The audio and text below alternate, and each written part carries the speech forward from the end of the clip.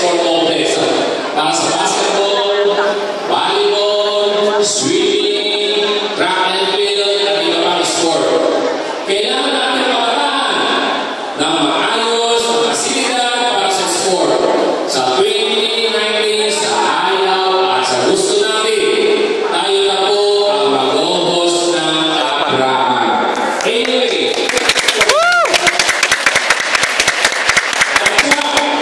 at tiyak po na ilang libong mag-aaral mula sa iba't ibang lalawigan ng Region 2 ang dadayo po sa ating Luzon.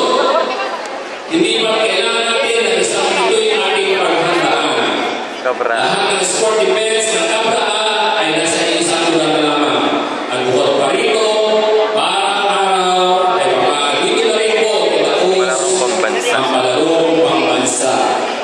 Kaya ito po ay napaka-importante rin po. Anyway, sa ngayon po, binibigyan ko po ang pala yung swimmers natin. Sabi ko sa kayo nagpa-practice. Nag-joke ako sa kanila. Di ba nila ako, kung habang wala pa tayo sa sariling swimming pool, doon muna kayo sa magaling mag-swimming. Mabirit. At ito po yung napakagandang investment para sa ating mga kataan. Kasi susunod pang generasyon, ang pangarap natin maging city of sport, ang Santiago ay matutupad kung meron tayong sport complex na sarili natin. Pagdating naman sa convention center, inaasahan natin na magiging sector tayo ng mga convention, seminar, meeting, at iba pang okasyon na dinadalhan ng maraming delegado kung meron tayo ito. Gagawin natin state of the art ito. Para sa sulit sa paggamit ng fasilidad nito, hindi lamang sa pagiging income generating ng ating convention center, kundi tulad din ng sport complex na tiyak na lalago ang iba pang negosyo. Dahil tiyak na hahanap ng mga kainan ang mga lalaho. Napupunta rito, bibili ng paninda rito, uupa ng matutuluyan. Sa madaling sabi, dito sila gagastos sa ating Luzon. Ang perang baon nila, dito nila gagamitin, dito nila uubusin, at pamasahin na lang ititira nila. Masisila ang ating ekonomiya at magiging mahal buhay ng ating mahal buhay ng ating mga kabayan. Tulong po sa pinatawag ng airport. Pinilapit natin ako sa Department of Transportation and Communication. Nagtutulong rin po tayo sa Department of Tourism sa pamamagitan ng Convergence Program.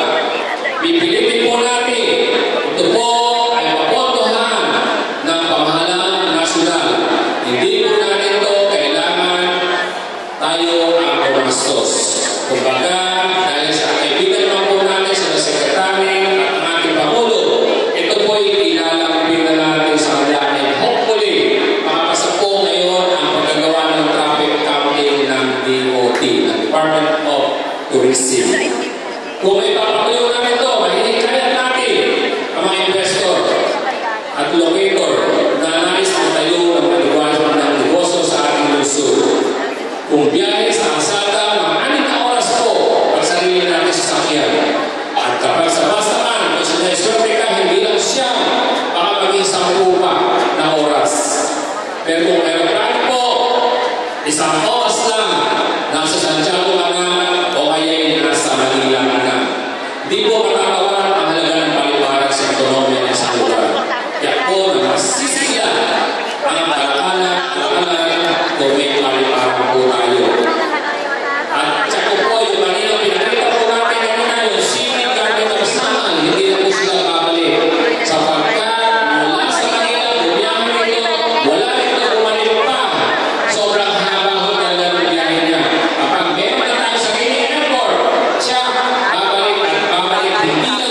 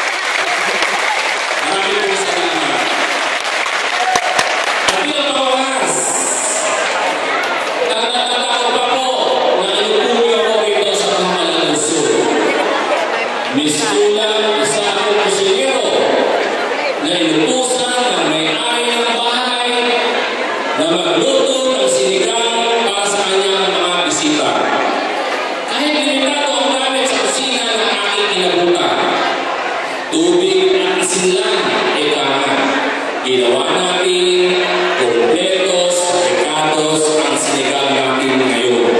Para gustuhan ito ng may-ari ng bahay, pati na ang mga bisita.